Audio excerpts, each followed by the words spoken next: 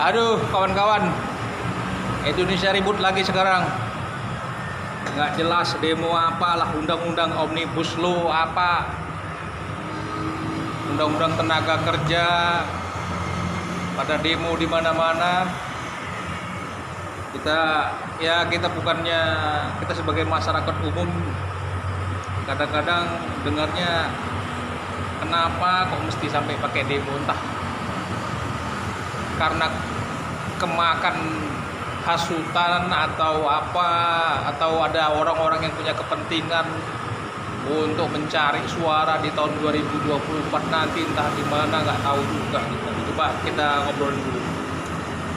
Menurut penglihatan Pak Gianto dari berita-berita yang ada di TV ataupun yang ada di media sosial, gimana Pak Ji? Ya, begini, kalau saya melihat di YouTube maupun di Facebook itu sebenarnya sangatlah memprihatinkan. Karena apa? Para karyawan demo untuk kenaikan gajinya, sementara karyawan itu menjadi karyawannya pengusaha. Nah, pengusaha itu kan cari untung. Kalau seandainya dia pertimbangkan, para pengusaha pertimbangkan itu tidak ada keuntungan menanam modal di Indonesia ini. Nah, yang saya khawatirkan kalau sampai nanti para pengusaha itu cabut dari negara kita. Kabur Pak Ji ya? Nah, kabur dari mampus negara semua kita, kalau kabur. dia menanamkan usaha di negara lain. Iyalah, yang tanggungannya lebih murah daripada negara Indonesia. Apakah nggak banyak pengangguran yang terjadi ini nanti?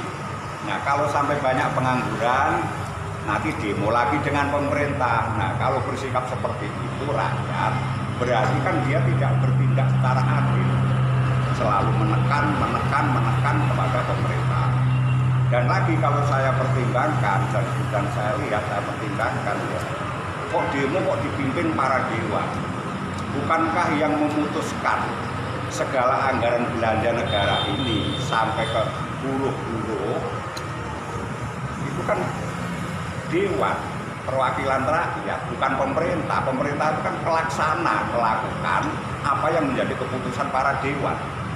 Kok malah dewan ini ikut demo, terus siapa yang akan memutuskan ini? Kan itu yang membuat saya heran, itu seperti itu.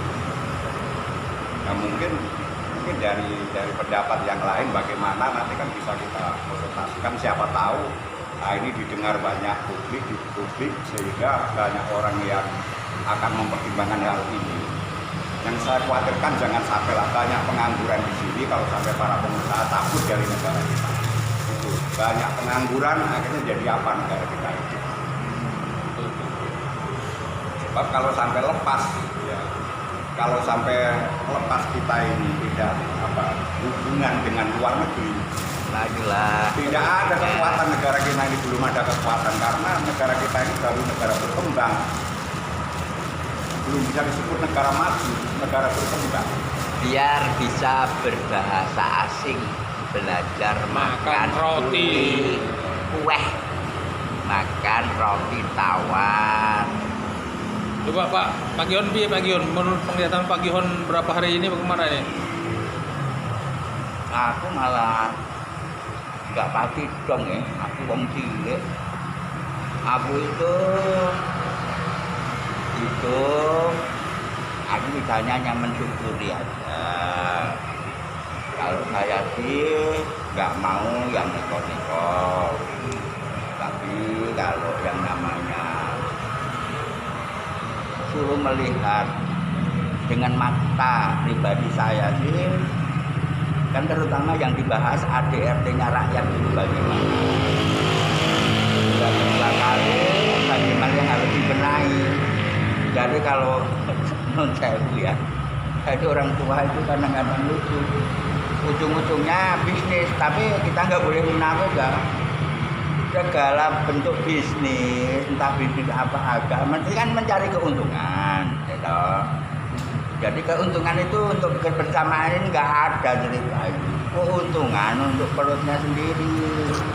Itu makanya ada sistem politik yang tidak dimengerti orang-orang yang di bawah standar. Contohnya kayak saya, itu mudah sekali dibohongi. Tapi karena saya orang percaya, ya udah ikutin aja. Maumu apa? Nanti paling cuman gele-gele itulah kemplo kau paling gitu. Enggak tahu lah itu. Sekarang aku mau tanya sih, Omnibus Law itu apa sih? Kan wong desa, orang yang nggak berpendidikan toh saya ini. Apa sih Omnibus Law? Makanya makan kue dulu ya biar tahu bahasa asing. Omnibus Law, aduh, aku nggak ngerti aku. Apa itu Pak Ginting? Tahu nggak Pak Ginting? Nah, yang saya herankan itu begini. Demo ini kan menyeluruh. Seolah-olah itu ada yang ini ya, ada yang bonceng di belakang itu. Yang saya khawatirkan kalau sampai dimanfaatkan dengan orang-orang yang mempunyai politik tertentu. Nah, akhirnya siapa yang menjadi korban kan kita? Ya jelas namanya para pengusaha itu tidak mau dia rugi. Pasti dia ingin untung, namanya aja usaha. Kalau bebannya semakin memberatkan para pengusaha sesuai dengan tuntutan para karyawan, ya lebih baik cabut dari Indonesia, mencari di negara lain yang bebannya lebih ringan daripada usahanya itu. Nah, hanya itu saja yang khawatirkan, akhirnya menjadi banyak pengangguran. Kalau sudah banyak pengangguran, ya mendesak pemerintah lagi, ya kan pemerintah kan bingung. Sementara supaya kita ini ada pekerjaan, itu harus ada kerjasama dengan luar negeri secara erat. Tanpa ada kerjasama dengan luar negeri, tidak mungkinlah negara itu akan berdiri dengan sendirinya, bisa kuat itu tidak mungkin. Nah itulah yang menjadi kekhawatiran kita sebagai warga negara ini kalau sampai terjadi itu.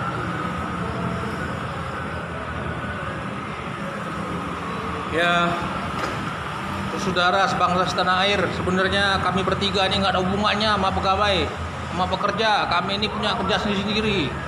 Kami bukan buruh istilahnya. Cuman kalau nengok orang ribut sana ribut sini, waduh, kayaknya ngelihatnya aja capek. Ya, nengok di mana, nggak di TV, nggak di media sosial, semuanya ribut. Jadi menjawab pertanyaan Pak Gihon tadi itu, Omnibus Law itu adalah suatu rancangan undang-undang cipta kerja. Nah, sekarang ini kan Indonesia udah mungkin ya sok-sok ke barat-baratan, makanya pakai Omnibus Law. Kirain Melibus Law kirain kan. Padahal pakai bahasa Indonesia aja, ya udahlah, rancangan kerja cipta kerja atau apa kayak kan lebih bagus. Sebetulnya rancangan cipta kerja itu yang dibuat pemerintah, kalau menurut saya bukan pendukungnya Pak Jokowi. Tetapi saya tahu Pak Jokowi itu bukan orang-orang yang asal-asalan bikin sesuatu yang asal-asalan. Jadi beliau sekarang ada di pemerintah. Ketika dia menyuruh anak buahnya bikin peraturan, tentu dia udah cek ulang lagi yang seperti apa pasti, karena nggak mungkin. Contohnya nggak percaya, Papua itu dia buat segala macam proyek di sana, ya berkali-kali dia nengok ke sana, udah jadi belum, itu contohnya, makanya saya bisa percaya dia. Satu lagi, Pak Jokowi itu aslinya orang desa, ya kan, dari orang miskin lalu berusaha, nah lama-lama bisa jadi pengusaha kan gitu. Beliau itu bukan konglomerat yang nggak punya otak. Saya yakin sampai hari ini dia masih memikirkan rakyat. Makanya undang-undang yang dia buat itu, kalau menurut saya bagus.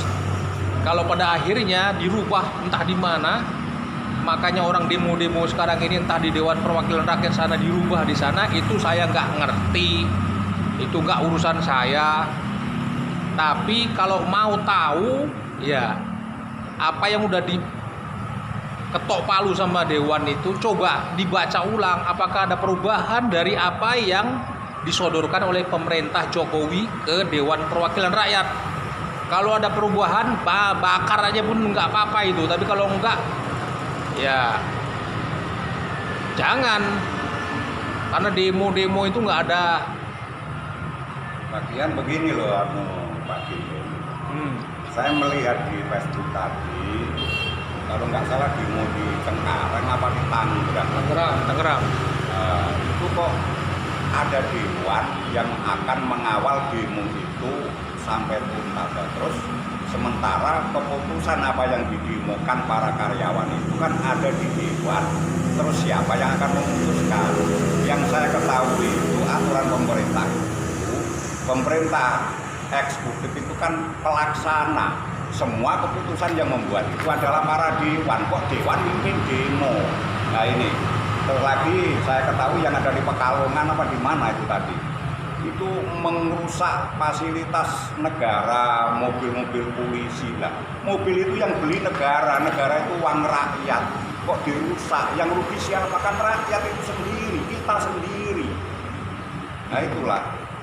Jadi janganlah saudara-saudara kalau kita mengadakan demo atau unjuk rasa itu yang tertib, yang baik, jangan melakukan tindakan-tindakan anarkis yang akan merugikan kita semua.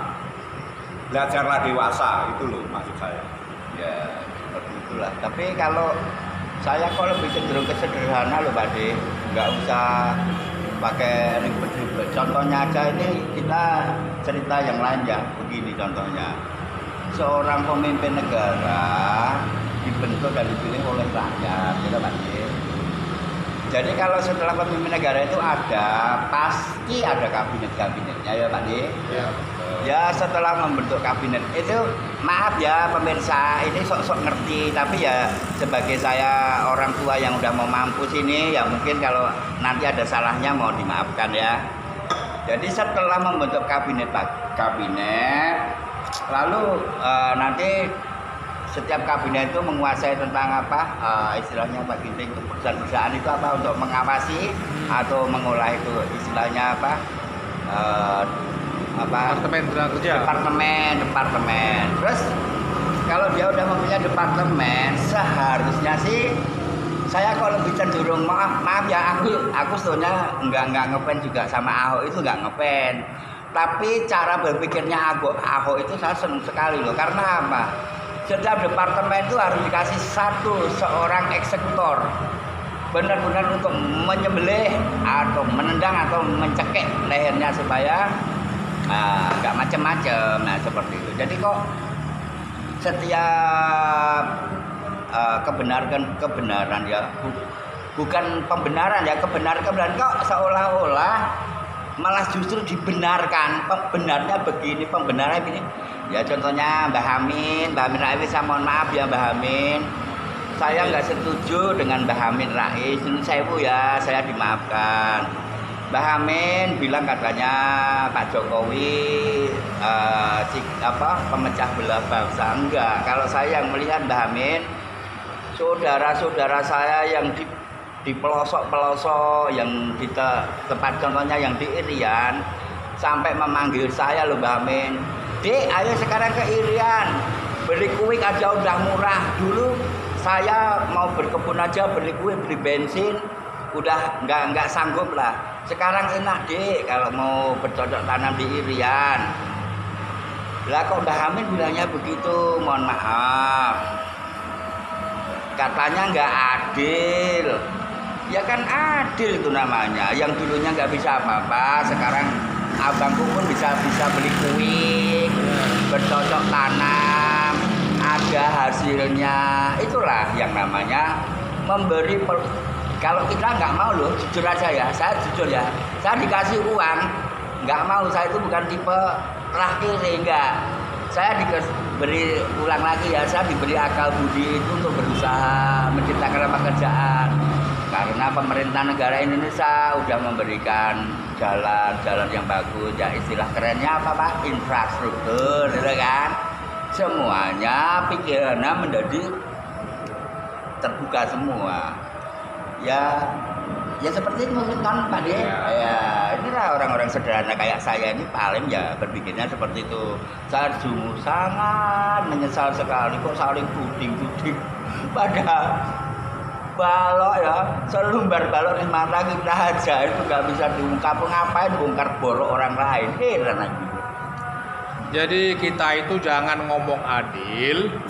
Kalau kita senang orang susah, kita ngomong adil. Nah, ketika kita lihat orang senang, terus kita agak susah, kita bilang nggak adil. Padahal kita yang goblok, kan gitu. Masa kita bilang kita nggak adil sama orang-orang kecil, petani-petani atau orang-orang di pelosok-pelosok sana bisa jalan enak, bisa ngambil ini ngambil itu, bantuan desa segala macam, desa-desa seluruh Indonesia terbangun. Masa kita bilang terus nggak adil? Karena sekarang kita ini udah nggak bisa dapat jatah duit. Ya ini ngawur kita nih.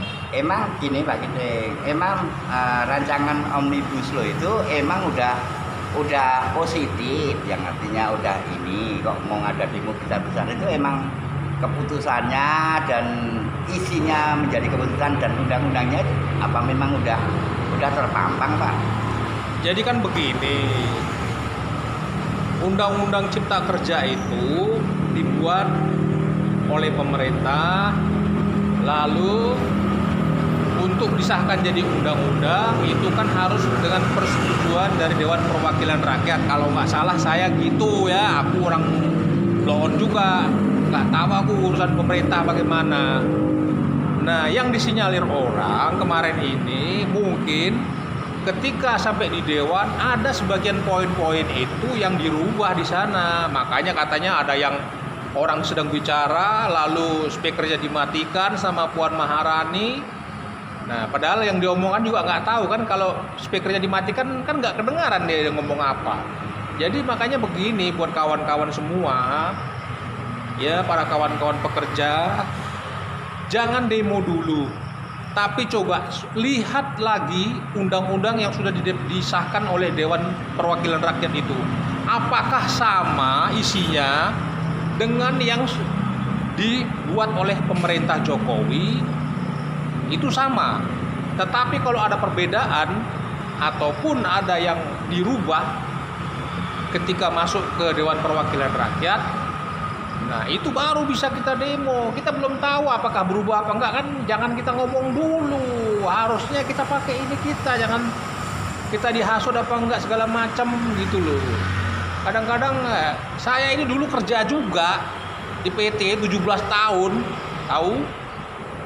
Cuman ya karena itu capek kerja, gaji cuma segitu-segitu aja ya keluar. Ngapain mikir-mikirin majuin perusahaan orang kalau kita pun cuma dapatnya sedikit, mendingan kerjain sendiri. Mau jadi apa kek, mau jadi tukang bangunan kek, mau jadi apa kek, ya mending kita nggak merusuhi di tempatnya orang kan gitu. Harapan saya itu jadi warga negara ini, jadilah warga negara yang bijak. Maksudnya bijak, memikirkan nasib masa depan. Janganlah para pengusaha-pengusaha ini selalu dihantui rasa ketakutan atas peristiwa demi peristiwa yang pernah terjadi.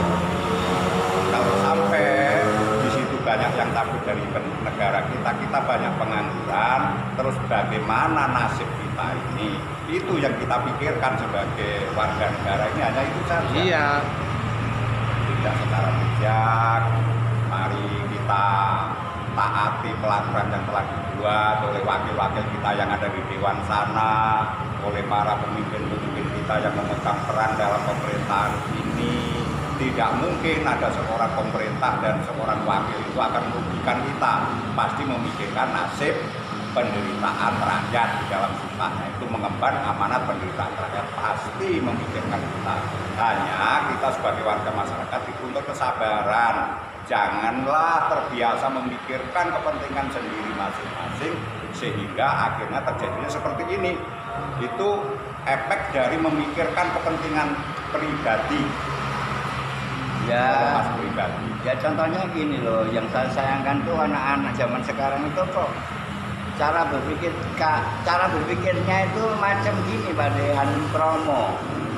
handeng kromo, terus instan. Padahal kalau kita diberi hikmat atau diberi nalar atau istilah kerennya itu logika. Coba suruh pilih.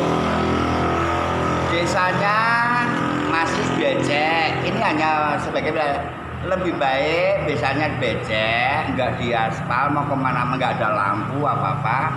Terus suruh memilih ya misalnya. Coba ini ada 3 pilihan. Ada uang, ada sembako, ada jalan raya yang bisa tembus kemana-mana. Pasti milihnya antara uang sama sembako. Padahal uang bisa dipakai 1 detik aja hilang. Makan ya sudah paling kebuang ke jamban. Tetapi kalau jalan raya otak kita jadi ngerti, oh setelah ada jalan raya gini aku usaha beginilah, usaha begitu. Nah itu namanya cara berpikir berlogika atau pakai nalar. Nah sekarang orang-orang demo itu kan dia itu hanya satu otaknya, otak-otak yang mikir, ya mohon maaf ya, otak-otak yang berpikirnya terlalu cepat berpikir, nggak logika dulu. Tapi sih aku nggak ngerti ya, nggak mau masuk ke dalam juga gitu. Tapi ya itu tadi yang saya harapkan cara berpikir itu yuk mau pakai nalar gitu loh. Itulah ya. Jadi kalau belum lihat aturannya secara nyata yang udah disahkan jangan dulu lah ya. Kami juga kami juga berempati kok sama kawan-kawan semua para pekerja. Kita semua saudara kok bangsa Indonesia ya. Oke lah, terima kasih ya.